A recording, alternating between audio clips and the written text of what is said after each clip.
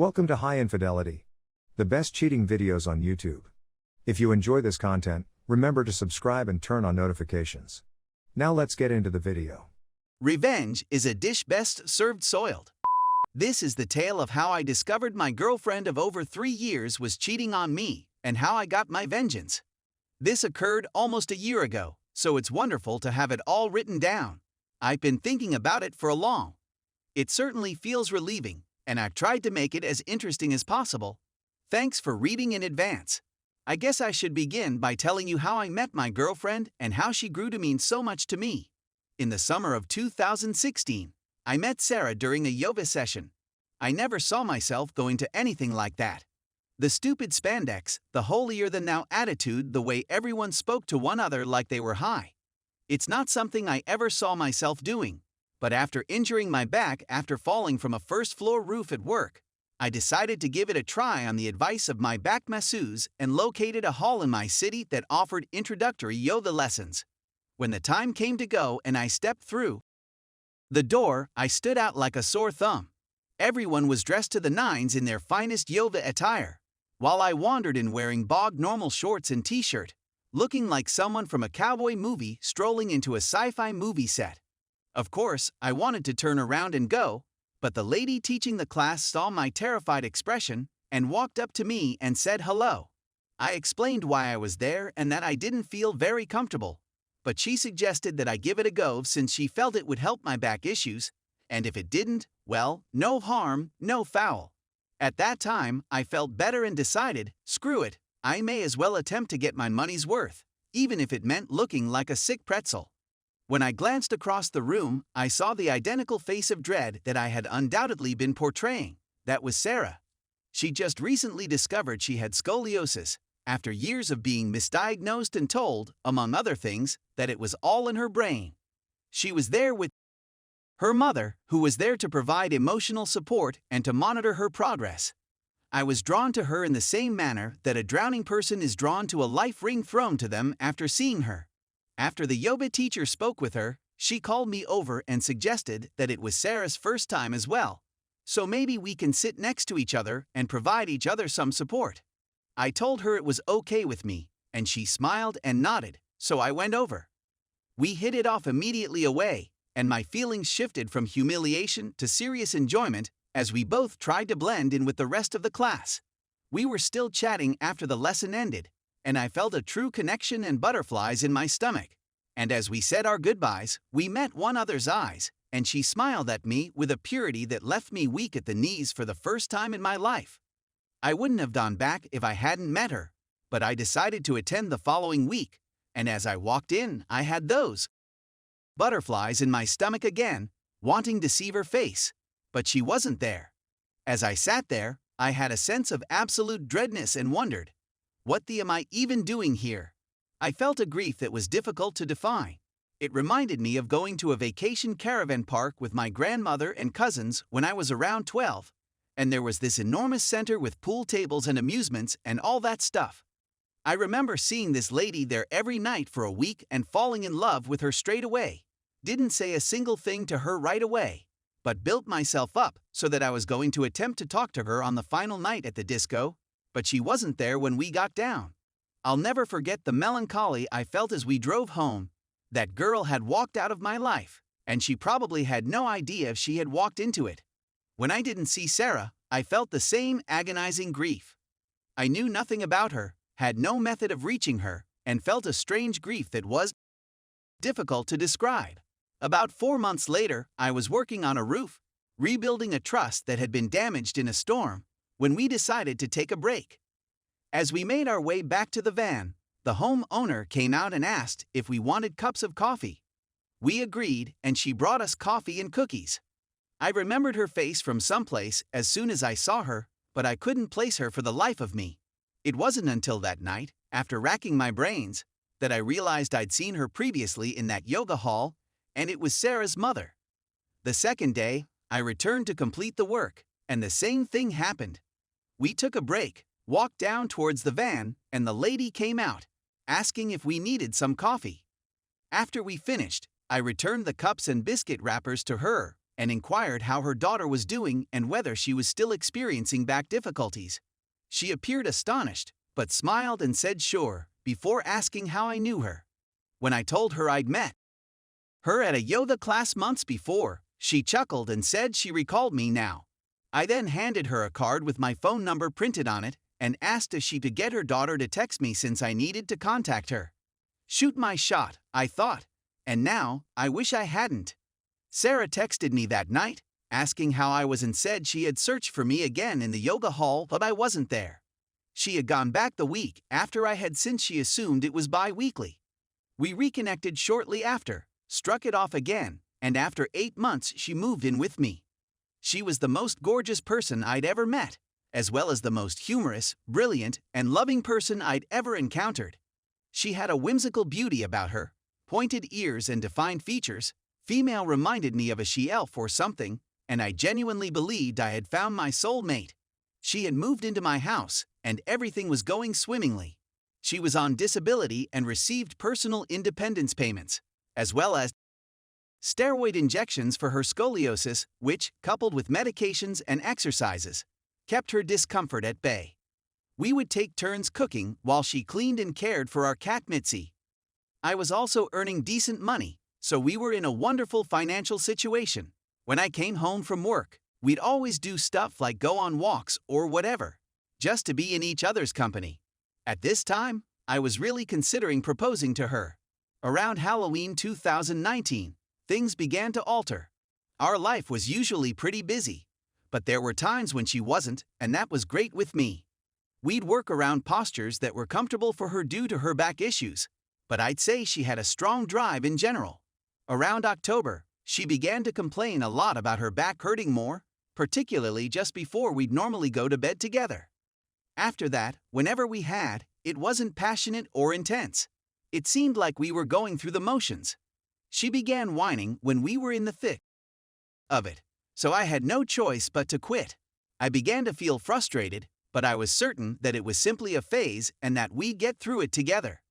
The thing is, she seemed to be okay in other elements of her life, even cheerful. The first genuine red sign for me was when she stopped expressing me love altogether in December. She simply became chilly towards me, as if she was offended when I wrapped my arms around her or attempted to take her hand in mine. She was the one with the hands in her hair and the frequent confirming hugs, kisses, and embraces. When we sat on the sofa, she was almost on top of me. That all came to an end for Mitzi, but not for me. Yes, I became envious of our cat. We were in the new year at this time, and I suspected her of cheating. She had been nasty towards me, so I tried to increase my labor around the home, but nothing was good enough. I became a humorless shadow of my witty former self, always being belittled and treading on eggshells, unable to do right for wrong. I got a hold of her phone one night and went through it. Nothing was as clean as a whistle. There were no messages from her friends or her mother, which I found strange. That's when my buddy informed me that if we were on the same plan, I could visit the carrier's website and view all of her phone's activities. We were on the same plan, and I was responsible for her phone. That night, I signed into my BT account, went to mobile. Then her number began sifting through, and there it was, thousands of messages and phone calls to this one number. It had begun 6 months before, and it included dates, hours, and the length of the calls. She talked to and texted this person for hours while I was at work, erasing everything before I came home, then quitting cold turkey when I got back. I searched the number and found a nearby garage where she had previously had her vehicle repaired. I recall it taking a while to be mended and her grumbling a lot. The entire thing seemed to be a lengthy, drawn-out event in more ways than one. I was already certain she was having an affair at this point, so having it verified was more of a relief than anything else. I wanted to catch her in the act rather than have her try to gaslight me and wriggle out of the situation. So I learned all I could about this man. I found out where he lived, that he had a young wife and kid, what vehicle he drove, and even stepped in to inquire about costs so I could see this person in the eyes and get a feel for him. Carl with a K was his name. I knew the affair was physical for a variety of reasons, But the fact that their phone conversations and messages came to a halt between 1 and 2 p.m. every day indicated to me that this was the time they were meeting up.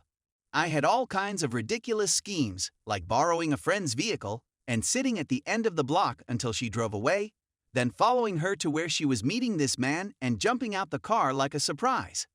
But there were too many variables, and I'm no private investigator. When I drove by his garage at 1:30, her vehicle was simply sitting there, and the building was closed up, so the riddle was answered. I was at my wit's end, ready to tell her I knew everything and get the out of my home, when she asked if it would be okay to go away to a spa facility for the weekend, alone. She claimed she was sad since her back was getting worse, and that this location would be fantastic to assist with that because of all the activities she could do. That she may return invigorated and as if she were a new person. She was correct, since I had no idea who was standing in front of me anymore. Obviously, she wasn't going there by herself, if she was there at all. With this man, it'd be a nasty weekend away. I replied okay, I had a new plan, and this was the last thing I'd ever do for her. If you think this is all a shambles, you're correct, but my view is that I wanted vengeance, and I wanted to get her back in style. I didn't want her to scream at me and gaslight me for days, then leave on her terms, with me as the bad guy. I'd be the bad guy, but on my terms, she'd leave on good terms. When Friday rolled around, she realized the spa was over 100 miles away, so she opted to take the train. I asked her jokingly if she couldn't find anything more local, and she ummed and oh'd until I assured her I was just kidding. I left work a few hours early and drove her to the train station, despite her complaints that she would take a cab, since I wanted to see her go. We get there, and you can guess whose vehicle I see as I hunt for a parking space. That's Carl, with a K. I decide that screw it, I'm going to have some fun and make her squirm, so I park right next to him. They're right next to each other door to door, and she instantly gets anxious because she doesn't know where to look. I'm pretending to seek for anything to drag out the moment, and the atmosphere is razor sharp at that point. What occurred next actually compelled me to deviate from my plan. She began to chuckle quietly. You know when you go to church and someone dies, or when you go to church because someone dies and something humorous comes to mind, and it becomes mental pain trying to think about anything else while attempting to stop oneself from laughing maniacally. She's frantically trying not to laugh. I'm pretending not to see. She's tapping her hand on her pant leg, and out of the corner of my eye, I see him, his head on the steering wheel. She genuinely laughs, but immediately disguises it as a cough and begins cleaning her throat. I start tapping my back, and I'm just thinking to myself, I can't wait to have you back. We've all been the brunt of a joke at some point in our lives, whether it's from passive-aggressive coworkers or when you stand up to give a speech at school with a face redder than the devil himself. But you never anticipate such nonsense from individuals who are meant to be on your side, even if you are scheming against them at the time. I helped her carry her belongings into the train station, made sure she was on the right track, said goodbye, and went away. Carl with a case automobile was nowhere to be seen by the time I got out, so I went back home, calmed myself, and followed out my plan.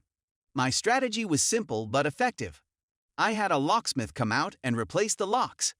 I then proceeded to bundle all of her clothing and possessions into bin bags and stack them against the side of the home. With the sound of her laughing at me echoing in my ears on Friday night, I did something I never thought I could accomplish. I grabbed Mitzi's litter box, went around the side of the house with it, unzipped the trash bag with Sarah's possessions, dumped everything in, gave the bag a good shake, and tied it up again. At the time, I saw it as a case of cause and effect. She essentially forced me to put cat excrement in with her items.